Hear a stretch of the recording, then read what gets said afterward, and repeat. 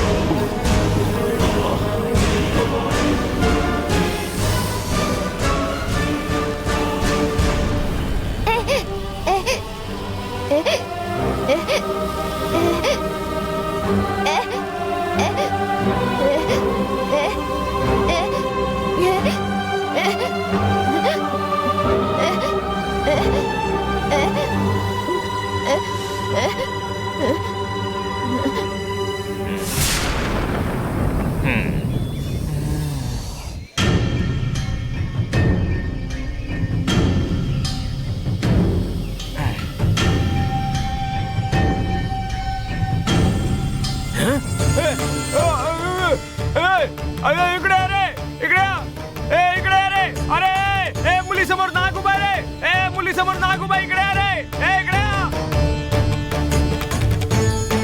तू इथे थांबू नकोस. लवकर जंगलातल्या मंदिरात जा. जा पळ लवकर. काय रे काय झालं? मुली समोर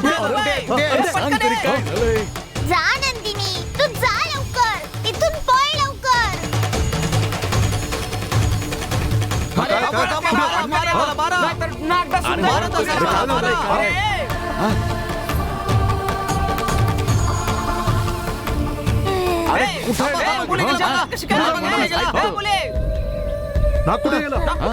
कुठे गेला?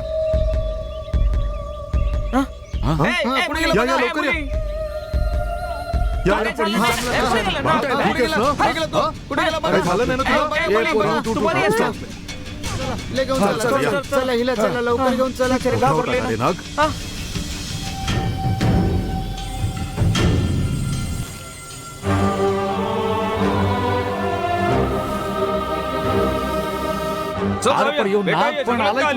त्या दिवशी नागफूल घेऊन 2 साप आले होते ना, त्यापैकी एक असेल.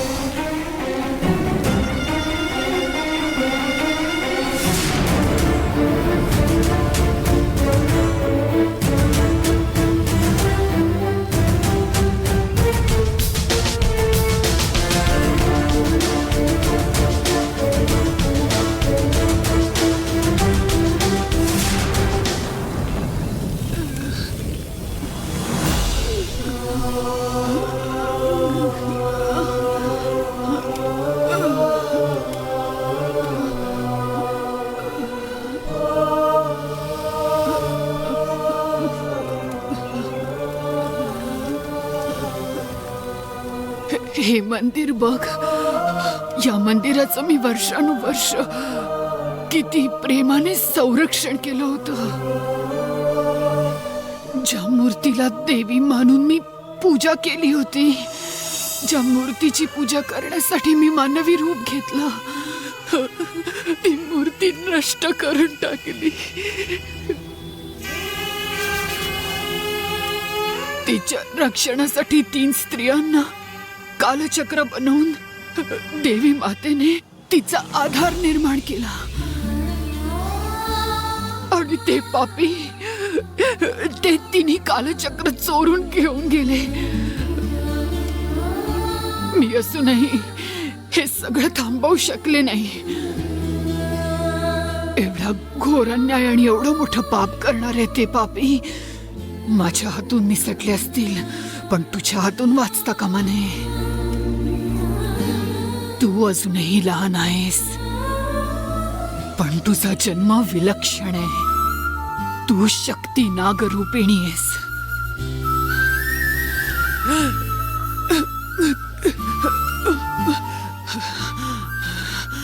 ऋषी पत्नी नंजुमा देवीच्या कुळातला तुझा जन्म आहे. या जगभरात नागासाठी जी पूजा केली जाते ती तुझ्यासाठी केली जाते.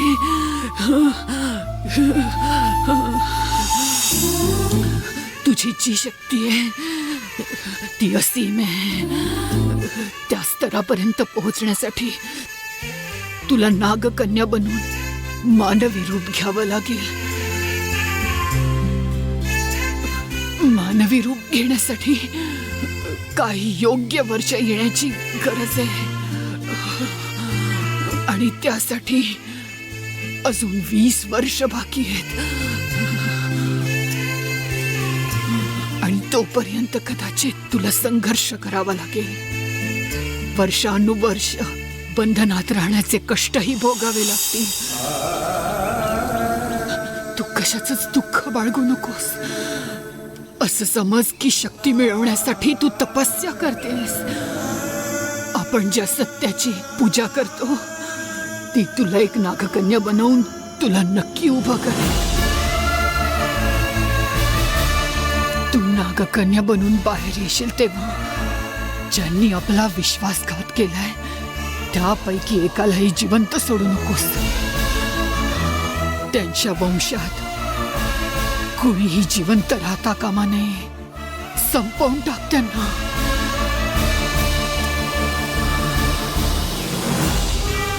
आणि इतकंच नाही, इथून जी कालचक्र ते घेऊन गेलेले त्यांना ती पुन्हा इथेच आणून ठेवावी लागतील.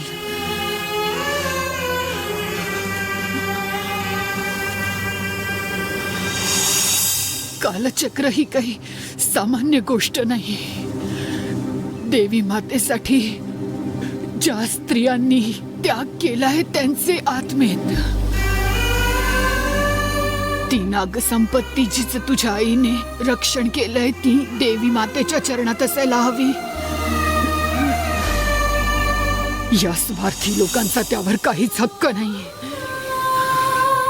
त्यांचा बदला घ्यायलाच हवा. आणि जी कालचक्र ते लोक इथून घेऊन गेलेत त्यांना तू पुन्हा याच जागी घेऊन येशील. तुझ्या आईला वचन दे.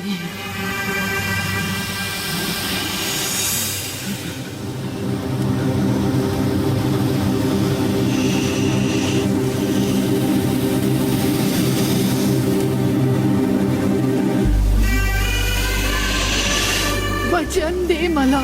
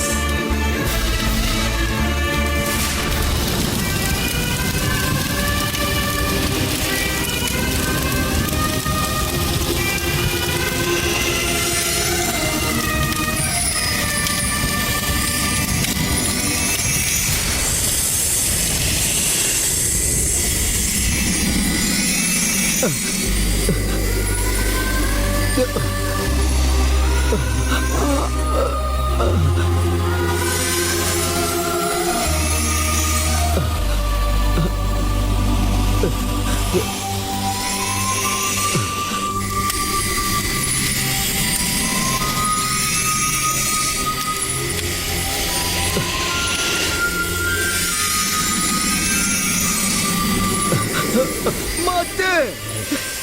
माते त्या पापी लोकांनी तुमच्यावर एवढा मोठा अन्याय केला. पापी आहेत ते, दुष्ट दुष्ट आहेत ते. माता माता नंदिनी, मातेवर केवढा मोठा अन्याय झाला ग. बघतेस तू, मला हे सहन होत नाहीये. त्या पापी लोकांनी मातेला मारून टाकलं. मग मारून टाकलं माझ्या मातेला. अरे माझे कालचक्र कुठे गेले? ते कालचक्र सुद्धा घेऊन गेले. संपलं सगळं सगळं सगळं संपून गेलं ग माते. आता काहीच नाही उरलं, काहीच नाही उरलं. सगळं संपून गेलं माझं.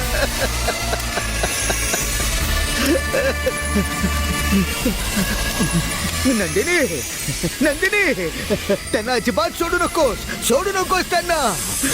मारून टाक त्या सगळ्यांना. तुला त्यांना मारावंच लागेल. जा जा, त्यांना मारून टाक. नंदिनी, त्यांच्यापैकी एकही माणूस जिवंत राहायला नको. जा, मारून टाक त्यांना. जा जा, त्यांना मारून टाक. तेव्हा तेव्हाच माझ्या. काय पार्टनर, राजेश कुठे गेलाय? तो त्या मुलीला संपवून येईलच. आपण आधी इथून निघू.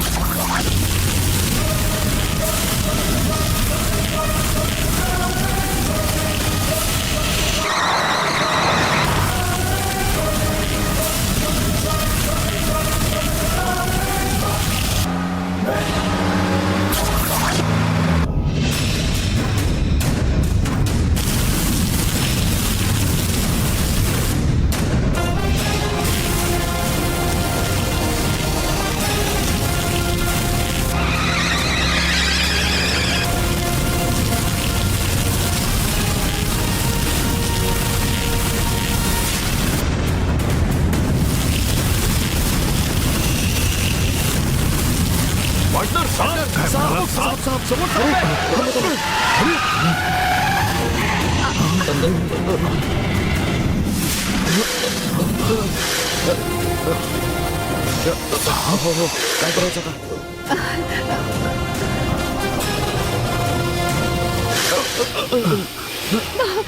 दादा,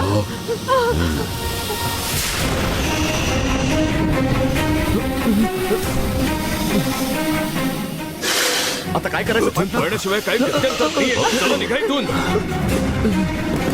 पळा, पळा. चला, पळा. लवकर पळा इथून. चला, चला. चला रे. चला, पळ, पळ, पळ, लवकर पळ. चला, लवकर चला. चला लवकर, त्याचा जीव वाचवा.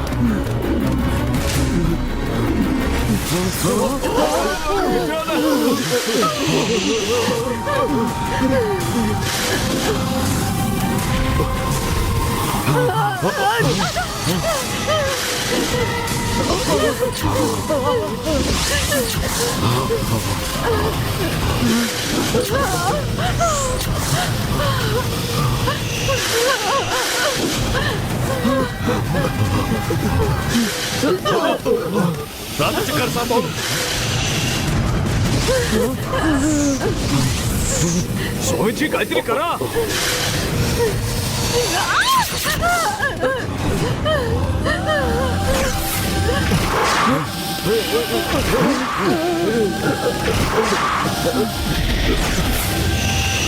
ते कालचक्र काढून दाखवा त्याला.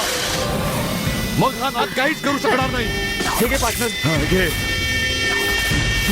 लवकर लवकर, नागाला दाखवा ते. लवकर.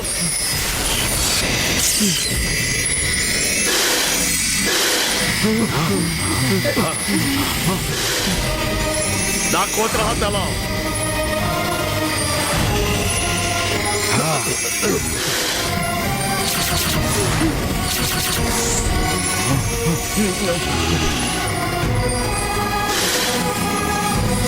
पाहिलं ना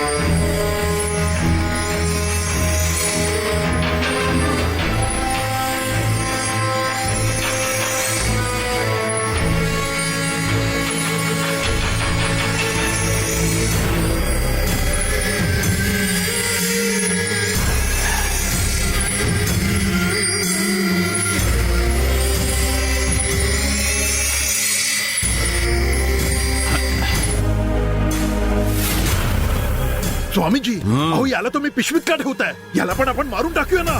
नाही, आधीच आपण एका शिवनागाची हत्या केलीये. हा एक शक्ती नाग आहे. आपण यालाही मारून टाकलं तर कालचक्रात शक्तीच उरणार नाही. दोघांपैकी एक जरी जिवंत असेल तरच या कालचक्रात महाशक्ती टिकेल. म्हणूनच याला जिवंत ठेवायला हवं. पण स्वामीजी, आम्ही नाग आणि इतर सापांबद्दल खूप ऐकलंय, पण हे शिवनाग आणि शक्ती नाग हे सगळं काय? नागवंशाचे नीलकंठ महर्षी आणि त्यांची पत्नी नंजुमा देवीच्या मनात असा विचार आला की त्यांचा नागवंश शिवशक्तीचा भाग बनायला हवा.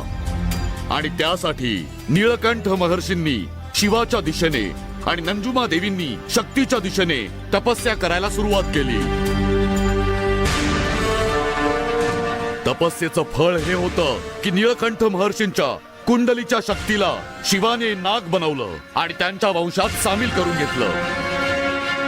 नंजुमा देवीच्या तपस्या शक्तीला शक्ती नाग बनवून तिला शक्तीने तिच्या वंशात सामील करून घेतलं.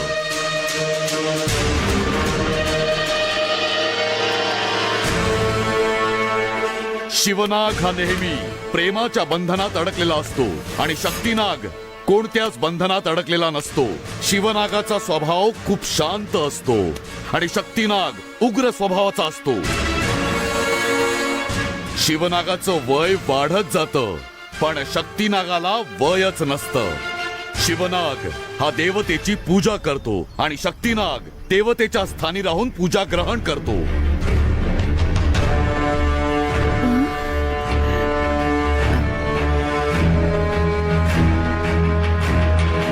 फक्त एवढंच नाही, काही नागदोष असतात ज्याचं काही प्रायश्चित्त नसतं.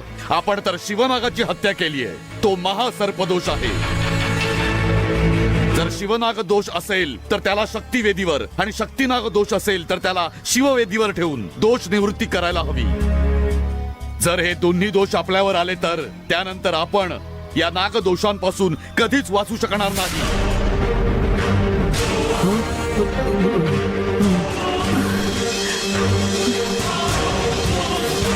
हो, आणखीन एक सगळ्यात महत्वाची गोष्ट, जे शिवनाग असतात त्यांना आगीने जाळू शकतो पण शक्तीनागाचा आपण नाश करू शकणार नाही. 20 चैत्र पौर्णिमेनंतर ही मानवी रूप धारण करेल आणि एक कुमारिका बनल्यानंतर आपण तिला मारू शकतो. तोपर्यंत तिला मंत्रशक्तीने बांधून ठेवावं लागेल.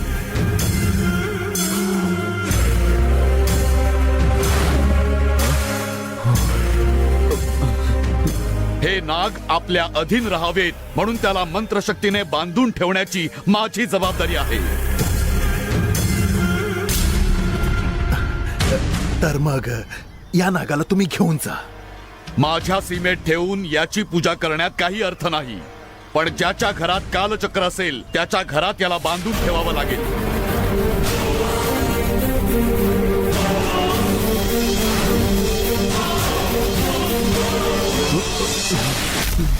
त्यासाठी तुझा महालच योग्य जागा आहे. तुझ्या महालात एखाद्या कोपऱ्यात याला बांधून ठेवू शकतो. कोणाला याबद्दल काही कळणार नाही आणि तो सतत आपल्या नजरेसमोर राहील.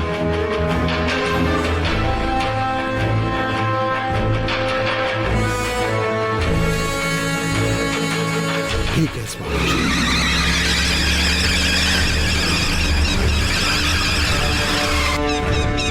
बरे रे, नमुद्रेने तर आज आपल्याला वाचवलं. हो वाचलो.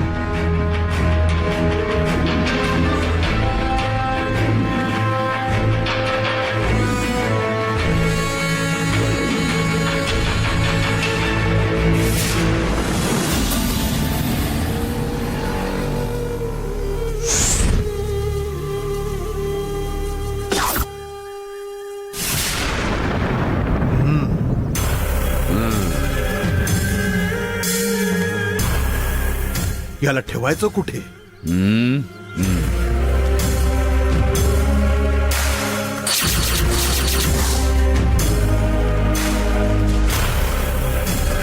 तुम्ही दोघं जा आणि आउट हाऊस मध्ये काही अवजारं ठेवली ती घेऊन ओके, जा. पार्टनर. जा.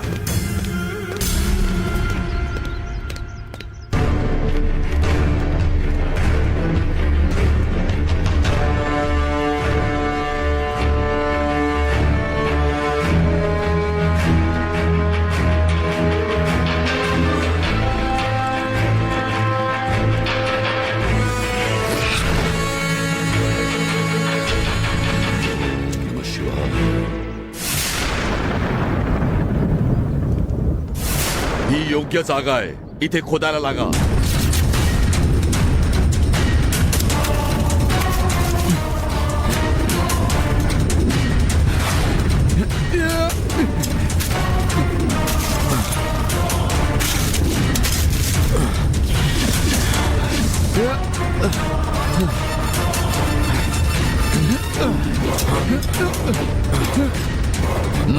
बस बस एवढं एवढं पुरेसं पुरेसं आहे ना, आहे. स्वामीजी? पुरेसं आहे हे.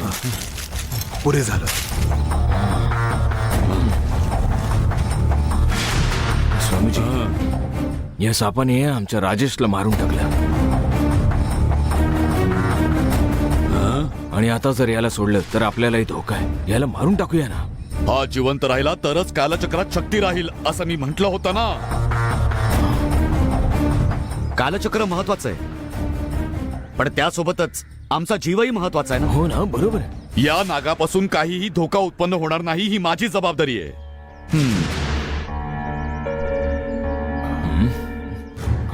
जेव्हा 20 वर्षांनंतर हा नाग एका तरुणीचं रूप घेईल तेव्हा तिला मारून टाकू आणि तिच्या रक्ताने जेव्हा कालचक्राचा अभिषेक करू तेव्हा या कालचक्रात कायमसाठी शक्ती टिकून राहील. आणि तोपर्यंत हा नाग जिवंत राहणं आवश्यक ठीक आहे, आहे. ठीक आहे. याला आत सोडा. सांभाळून स्वामीजी.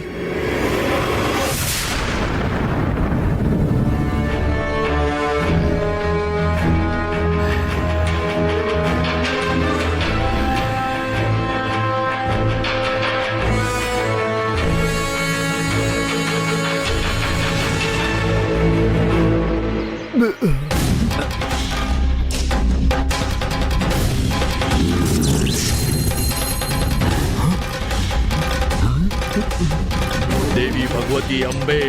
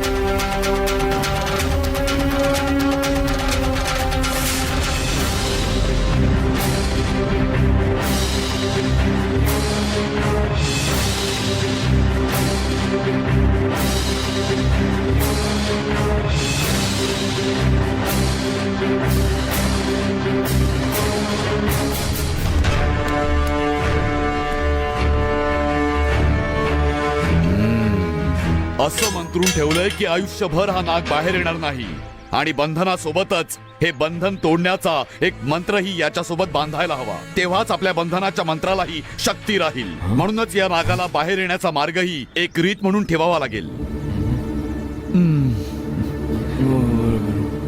ज्या दिवशी एखाद्या कुमारिकेचं रक्त जी वारुळाची पूजा करत असेल ते नागावर पडेल, बरोबर त्याच दिवशी हा नाग मुक्त होईल.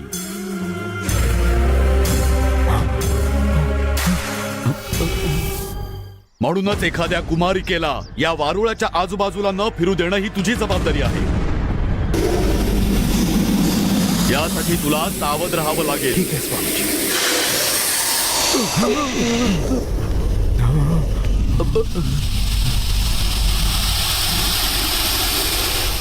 जोपर्यंत मंतरलेला तावीज लावलेला आहे तोपर्यंत मंतरलेला तावीज पार करून बाहेर येण्याचा कोणताही मार्ग नाही.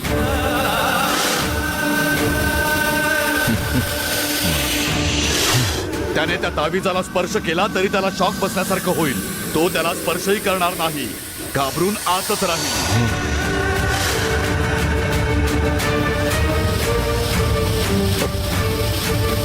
प्रत्येक पौर्णिमेला या मंत्रबंधनाची पूजा करणं गरजेचं आहे. कळलं का? आपण जी पूजा करू ती या तावीजाला शक्ती देत राहील. नाग यामुळेच बाहेर येणार नाही.